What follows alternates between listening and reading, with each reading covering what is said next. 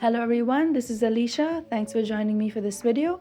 I am going to be giving you guys a basic overview of the pharmacokinetic procedures that do take place in our body, as most of you requested this video.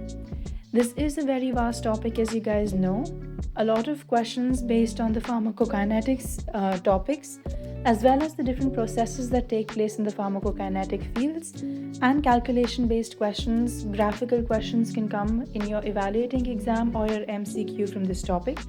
Therefore, reading this topic really well, understanding it very well, or even taking the topic wise classes that I've been telling you guys about is a good idea for this topic. It is a hard to understand one. It is very vast as well, which is why I have divided this topic into a few different videos, and I will try to go through one pharmacokinetic procedure in one video. So I'm trying to cover as much as I can. So I'll give you a quick overview of what pharmacokinetics is. So pharmacokinetics is the branch of pharmacology that studies the movement of drugs within the body, or what the body does to the drug. In comparison, pharmacodynamics is the study of the drug's action to the body, or how the drug itself alters the body or elicits a specific therapeutic response to the body and how it changes the functioning of the body. If you look at it closely, the pharmacokinetic concepts or the processes of pharmacokinetics can be divided into two basic eras. The first is the input era, which has liberation and absorption, where the drug goes inside the body. And the second is the output era, consisting of distribution, metabolism, and excretion, where the drug exits the body. To give a brief summary of these topics, L stands for liberation, which is the release of the drug from the dosage form. A stands for absorption, where the drug goes into the circulation, that is usually into the blood or the plasma. D stands for distribution into the tissues. M stands for metabolism, which is the conversion of the drugs into compounds that are easy to assimilate and eliminate. Again, in some cases, metabolism may also cause the transformation of a drug from a prodrug to a drug. And E stands for excretion, where the process of elimination of the drug or metabolite from the body via different processes takes place. Now, these are again bigger concepts. I will be focusing on liberation for this topic or this video.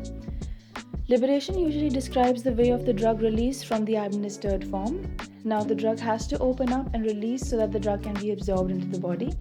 A few different types of liberation is number one, immediate, where the drug immediately is absorbed into the human body, such as IV, SL, or in some cases inhaled.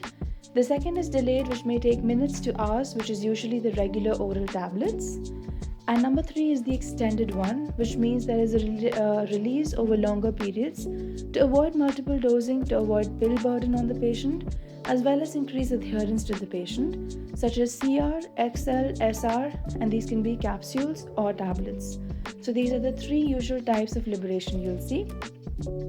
Now, if you ever look at the graph of the concentration of the drug in the blood plasma versus the time after the medication has been taken orally, as you can see on the Y and X axis respectively, the ideal absorption parameters that dictate the liberation are the minimal toxic concentration, which is the higher dotted line, the minimum effective concentration, which is the lower effective line, and then there's usually a graph which usually looks like a semicircular small mountain, which dictates that the drug goes up in concentration as time elapses because there is liberation and absorption of the medication.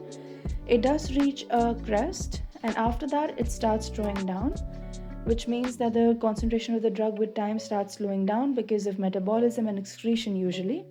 And there is a small window where the medication's amount is between the minimum effective concentration and the minimum toxic concentration. This is the time where the drug is within the therapeutic range, safe for taking, and is effective to be causing the therapeutic response that the body needs from the drug.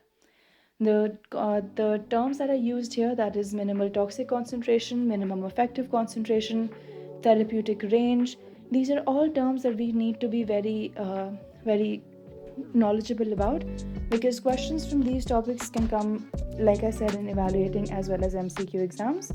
This is just a graph that I wanted to show you guys so you know how the drug is liberated, and once it liberates, what it does to the body and how the pharmacokinetics of the drug usually work. Liberation, there are important points when you're making a formulation in terms of liberation.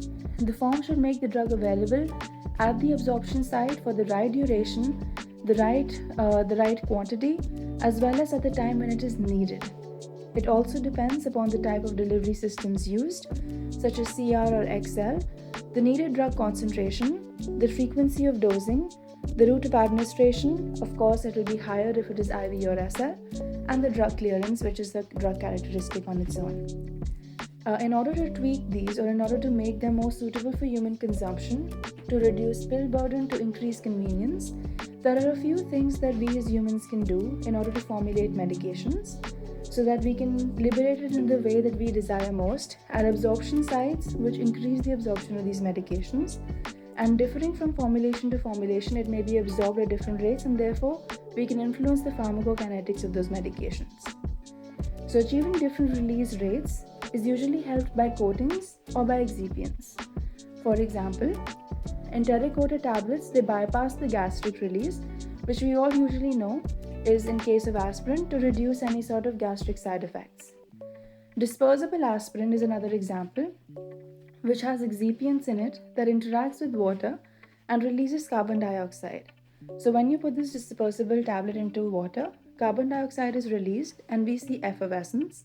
This effervescence breaks down the tablet into smaller particles, which causes these particles to be small enough to be absorbed easily or in a faster rate when it is intaked by the human body.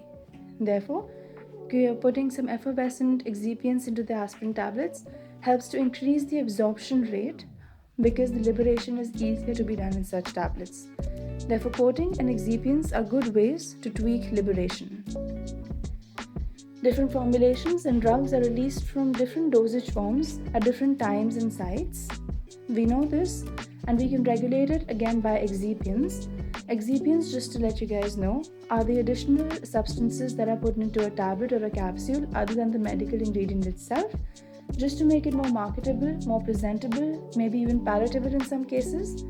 So the number one thing we do it is to dilute powerful medications. Say there is some medication like the Synthroid, which is highly effective in micrograms, but giving a microgram powder to a patient is not viable. Therefore, we add excipients to it to make it into a tablet form.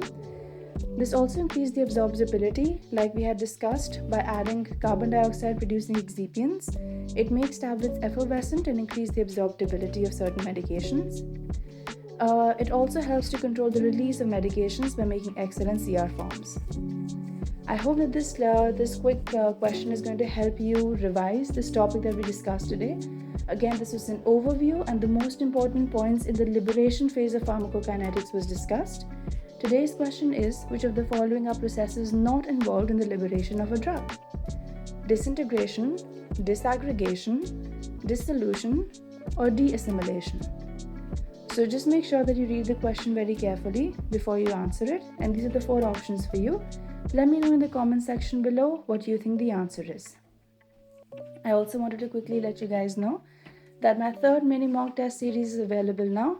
I have done a couple of them already, and most of you, thankfully, have found that really helpful.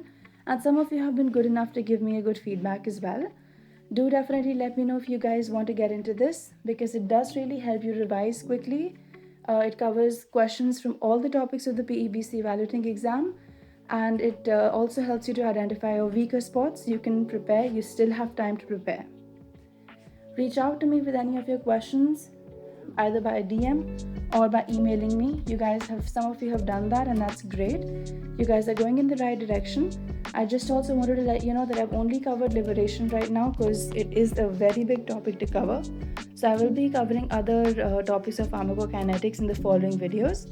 Once I finish that, I will probably ask you guys to see what else you want to do, but definitely enroll into my classes for this specific topic.